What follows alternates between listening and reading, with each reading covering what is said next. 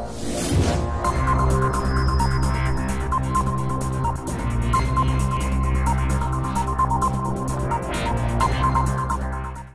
दोस्तों, नमस्कार। स्वागत है आप सभी का अपने यूट्यूब चैनल एग्जाम मस्ती पर। एक बार फिर साइंस जीके में आज हम आपके लिए लाए हैं वो प्रश्न जो अधिकतर परीक्षा में पूछे जाते हैं। आरआरबी ग्रुप डी और आरआरबी एनटीपीसी परीक्षा को देखते हुए वो क्वेश्चन आज मैं आपके लिए लाया हूं जो कि परीक्षा में बहुत बार पूछे गए हैं। ऐसे प्रश्न वायरस से उत्पन्न होने वाले रोग, बैक्टीरिया से उत्पन्न होने वाले रोग, प्रोटोजोआ से उत्पन्न होने वाले रोग और विभिन्न रोगों से प्रभावित होने वाले अंग, इस बारे में चर्चा करेंगे। एक एक टॉपिक को बड़े ध्यान से समझेंगे, बेहतर से समझने की कोशिश करेंगे। चलिए देर ना करते हुए बढ़ते हैं हम अपने प्रश्नों की ओर।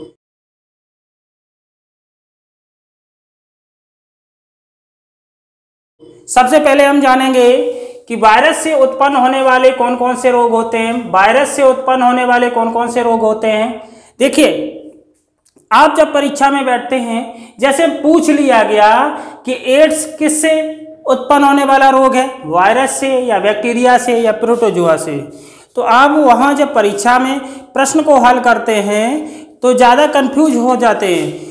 फिर याद आपको क्लियर नहीं आता है कि ये वायरस से उत्पन्न रोग है या बैक्टीरिया से या प्रोटोजोआ से है। तो इसके लिए आज मैं आपके लिए पूरे जो भी रोग होते हैं वो लाए हैं। वो वायरस से उत्पन्न होते हैं या बैक्टीरिया से उत्पन्न होते हैं या प्रोटोजोआ से उत्पन्न होते हैं। चलिए, वायरस से कौन कौन से उत्पन्न रोग होते हैं जरा ध्यान से समझते हैं कि वायरस से उत्पन्न होने वाले रोग चेचक किससे, चेचक जो रोग है किससे उत्पन्न होता है, वायरस से होता है। जुकाम किससे उत्पन्न होता है, वायरस से। पोलियो वायरस से। इन्फ्लुएंजा, खसरा किससे उत्पन्न होता है रोग, वायरस से होता है।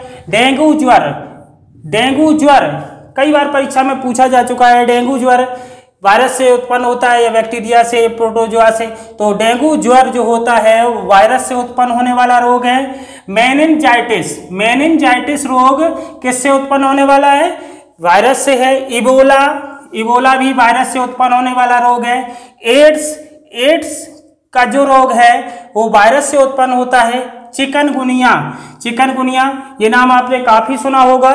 चिकनगुनिया किससे उत्पन्न होने वाला रोग है, वायरस से है। कंजक्टिवाइटिस जो रोग है वो वायरस से उत्पन्न होने वाला रोग है। अब हम समझते हैं बैक्टीरिया से उत्पन्न होने वाले रोग। बैक्टीरिया से कौन कौन से रोग उत्पन्न होते हैं। टेटनस बैक्टीरिया से उत्पन्न होने वाला रोग है। हैजा, क्षय रोग, टाइफाइड किससे उत्पन्न होने वाला रोग है, बैक्टीरिया से। तपेदिक, डिप्थीरिया, गोनोरिया, काली खांसी, निमोनिया और कुष्ठ रोग, ये सारे रोग किससे उत्पन्न होने वाले रोग हैं, बैक्टीरिया से। कौन कौन से, टेटनस, हैजा, क्षय रोग, टाइफाइड, तपेदिक, डिप्थीरिया, गोनोरिया, काली खांसी, निमोनिया और कुष्ठ रोग, ये सारे रोग किससे उत्पन्न होने वाले लोग हैं, ये सारे रोग किससे उत्पन्न होने वाले रोग हैं, बैक्टीरिया से। अब हम समझते हैं प्रोटोजोआ से कौन कौन से रोग उत्पन्न होते हैं। तो प्रोटोजोआ से उत्पन्न होने वाले रोग हैं जैसे मलेरिया किससे उत्पन्न होने वाला रोग है, प्रोटोजोआ से, ना कि वायरस से ना बैक्टीरिया से। किससे उत्पन्न होने वाला रोग है, प्रोटोजोआ से। पायरिया, ये दांतों में होने वाला रोग है। पायरिया किससे उत्पन्न होने वाला रोग है, प्रोटोजोआ से। सोने की बीमारी किससे उत्पन्न होने वाला रोग है, प्रोटोजोआ से। पेचिस किससे उत्पन्न होने वाला रोग है, प्रोटोजोआ से। कालाजार भी प्रोटोजोआ से उत्पन्न होने वाला रोग है। डायरिया किससे उत्पन्न होने वाला रोग है, ये भी प्रोटोजोआ से उत्पन्न होने वाला रोग है। फाइलेरिया पैरों में होता है, पैरों में होने वाला रोग है, तो किससे उत्पन्न होता है, प्रोटोजोआ से। फफूंदी, दमा जानते होंगे, खाज, दाद, ये किससे उत्पन्न होने वाले रोग हैं, सारे के सारे ये जो दमा, खाज, दाद हैं ये प्रोटोजोआ से उत्पन्न होने वाले रोग हैं। बेहतर से आपने समझा होगा वायरस से कौन कौन से होते हैं, चेचक, जुखाम, पोलियो, इन्फ्लुएंजा, खसरा, डेंगू ज्वर, मेनिनजाइटिस, इबोला, एड्स, चिकनगुनिया और कंजक्टिवाइटिस, ये होते हैं वायरस से उत्पन्न होने वाले रोग हैं। बैक्टीरिया से कौन कौन से उत्पन्न रोग होते हैं? टेटनस, हैजा, क्षय रोग, टाइफाइड, तपेदिक, डिप्थीरिया, गोनोरिया, काली खांसी और निमोनिया और कुष्ठ रोग, ये किससे उत्पन्न होने वाले रोग हैं? बैक्टीरिया से। प्रोटोजोआ से कौन कौन से उत्पन्न रोग होते हैं? मलेरिया, पायरिया, सोने की बीमारी, पेचिस, कालाजार, डायरिया, फाइलेरिया, फफूंदी, दमा, खाज और दाद, ये किससे उत्पन्न होने वाले रोग हैं? प्रोटोजोआ से। अब हम समझते हैं कि विभिन्न रोगों से प्रभावित होने वाले रोग, जो ये रोग होते हैं, इनसे शरीर का कौन सा अंग प्रभावित होता है, इस बारे में हम चर्चा करेंगे। ये जो रोग होते हैं, इनसे शरीर का कौन सा अंग प्रभावित होता है, इस पर हम चर्चा करेंगे। तो देखते हैं, निमोनिया, ट्यूबर क्लोसिस, क्षय रोग, ब्रोंकाइटिस, कुकुर खांसी, तपेदिक, ये जो रोग होते हैं, इनसे शरीर का कौन सा अंग प्रभावित होता है? फेफड़ा। कौन सा अंग प्रभावित होता है? फेफड़ा। फेफड़ा किन किन रोगों से प्रभावित होता है? निमोनिया से, ट्यूबर से, क्लोसिस से, क्षय रोग जिसे कहते हैं, ब्रोंकाइटिस से, कुकुर खांसी से, तपेदिक से। इन रोगों से कौन सा अंग प्रभावित होता है? फेफड़ा। चलिए आगे समझते हैं, हैजा, टाइफाइड, पेचिस और डायरिया।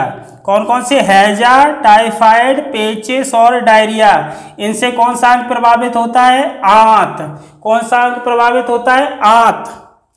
आगे पोलियो, रेबीज, मिर्गी और टिटनेस। कौन कौन से? पोलियो, रेबीज, मिर्गी और टिटनेस से तंत्रिका तंत्र प्रभावित होता है।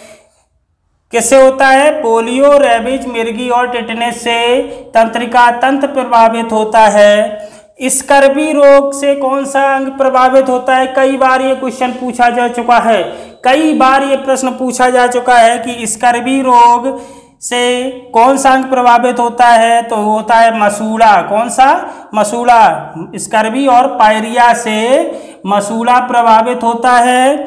और हेपेटाइटिस और पीलिया, हेपेटाइटिस और पीलिया से शरीर का यकृत प्रभावित होता है, जिसे लीवर बोलते हैं। हेपेटाइटिस और पीलिया से लीवर प्रभावित होता है, या यकृत। आगे समझते हैं कि मलेरिया और प्लेग, मलेरिया और प्लेग से लाल रक्त कणिका जिसे आरबीसी कहते हैं, मलेरिया प्लेग से कौन सा अंग प्रभावित होता है? लाल रक्त कणिका जिसे आरबीसी कहते हैं। मधुमेह, डायबिटीज, सभी जानते होंगे, डायबिटीज से कौन सा अंग प्रभावित होता है? अग्नाशय। कौन सा अंग प्रभावित होता है? अग्नाशय। और कालाजार, जो कालाजार की बीमारी है, उससे अस्थि मज्जा प्रभावित होता है। ये भी काफी बार क्वेश्चन पूछा जा चुका है रेलवे की परीक्षाओं में। डिप्थीरिया, अस्थमा जिसे दमा भी कहते हैं, डिप्थीरिया और अस्थमा से कौन सा अंग प्रभावित होता है? श्वास नली। कौन सा? श्वास नली। और घेंगा जिसे ग्वाइटर भी बोलते हैं, घेंगा रोग से कौन सा अंग प्रभावित होता है? थायराइड ग्रंथि और गला। ट्रेकोमा, ग्लूकोमा, मोतियाबिंद, ट्रेकोमा, ग्लूकोमा, मोतियाबिंद, इन रोगों से कौन सा अंग प्रभावित होता है? आंख। कौन सा? आंख। ये भी पूछा जाता है, ट्रेकोमा रोग किस में होता है? यकृत में होता है, अग्नाशय में होता है, आंख में होता है। तो इसका सही आंसर आंख है। तो ये ट्रेकोमा, ग्लूकोमा और मोतियाबिंद से कौन सा अंग प्रभावित होता है? आंख। आशा करते हैं ये बेहतर से सभी क्वेश्चन आपको समझ में आए होंगे। यदि आपको ये वीडियो अच्छा लगे तो वीडियो को लाइक व शेयर अवश्य करें। यदि हमारे चैनल पर आप पहली बार आए हैं तो चैनल को सब्सक्राइब कर बेल आइकन को प्रेस अवश्य कर लें, ताकि आने वाली वीडियो की नोटिफिकेशन आपको मिलती रहे। चलिए मिलते हैं अगले वीडियो में, तब तक के लिए जय हिंद, वंदे मातरम।